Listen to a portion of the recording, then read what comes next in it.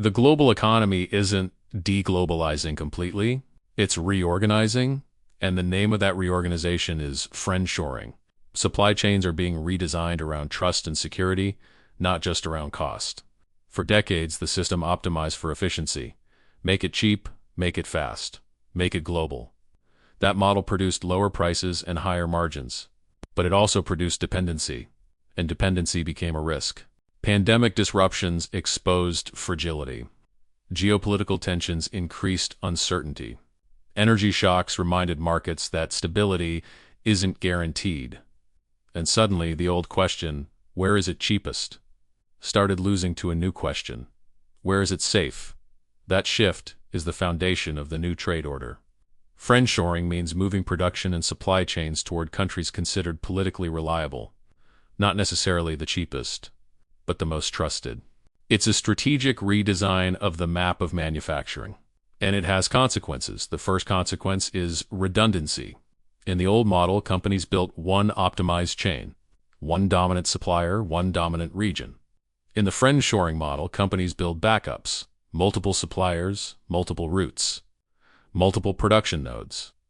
That redundancy increases resilience, but it also increases cost. You are paying for insurance, and insurance is never free. The second consequence is higher unit costs. Many friendshoring locations have higher labor costs than the single cheapest region. They may have higher compliance costs. They may have less scale at the beginning, so production costs rise at the margin. Companies try to offset this with automation and efficiency, but the broad direction is clear. Security-first supply chains are less deflationary than efficiency-first supply chains. That matters for inflation. Not because every price will rise dramatically, but because the global system becomes a little more expensive to run. The third consequence is slower scaling. The old global system concentrated scale, gigantic clusters, deep supplier ecosystems, fast ramp-ups. Friendshoring disperses production across more regions. That reduces single point of failure risk, but it can slow scaling because ecosystems take time to build. Factories are one thing, supplier networks are another. Training pipelines, logistics, quality systems, those are slow. So friendshoring can shift not only costs but speed. The fourth consequence is policy-driven trade. Governments are no longer neutral observers. They subsidize domestic production.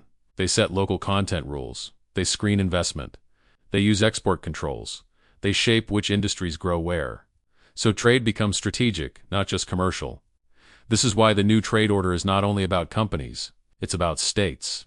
Because strategic sectors are being treated like national assets, chips, energy systems, batteries, critical minerals, telecom infrastructure, and increasingly AI infrastructure. Now, why is friendshoring accelerating? Because the risk landscape changed. Companies learned that the worst outcome isn't paying 5% more. It's losing supply entirely, a shutdown, a sanctions regime, a shipping disruption, a political rupture. Those risks have real costs. So companies are willing to accept higher unit costs if it reduces catastrophic disruption risk. That's the trade-off. Cost versus certainty. But here's the important part. Friendshoring doesn't remove risk, it redistributes it. You reduce geopolitical concentration risk, but you increase other risks, higher costs, more complex logistics, more coordination, and more dependence on industrial policy stability. If subsidies change, projects change. If governments shift priorities, supply chains shift again. So the new trade order increases the role of policy and corporate strategy. That changes investment decisions. Now, who wins in a friendshoring world? The winners are often bridge economies. Countries that can connect to major consumer markets while offering competitive costs and political alignment. Mexico is a classic example for North America. Parts of Southeast Asia and India can capture manufacturing growth as alternatives in Asia. Eastern Europe can capture certain industrial flows tied to the European market. But the winners are not only countries. The winners are also companies that manage supply chain complexity well. The companies that can build redundancy without losing efficiency. The companies that can secure inputs early. The companies that can adjust quickly when rules change. Because in a friendshoring world, supply chain management becomes a competitive advantage. Now, who loses? Firms that built their entire model on one ultra-optimized chain can face higher costs and less flexibility. Countries that relied on being the single cheapest manufacturing hub can face pressure at the margins. and consumers can feel higher prices in certain categories if the system becomes more redundant and policy-driven. Again, not necessarily dramatic inflation, but less of the deflationary pressure the world enjoyed for decades. Now, what should you watch to see the new trade order forming in real time? First, changes in trade rules, tariffs, local content requirements, export controls. Second, where new factories are being built, capex flows tell the truth. Third, logistics rerouting, new port investments, new shipping patterns, new rail and road buildouts. Fourth, subsidy programs tied to strategic sectors. And fifth, standard divergence. When ecosystems split, standards split. When standards split, the world becomes less interoperable. That increases costs and reduces efficiency. So the new trade order is not a short story. It's a long cycle.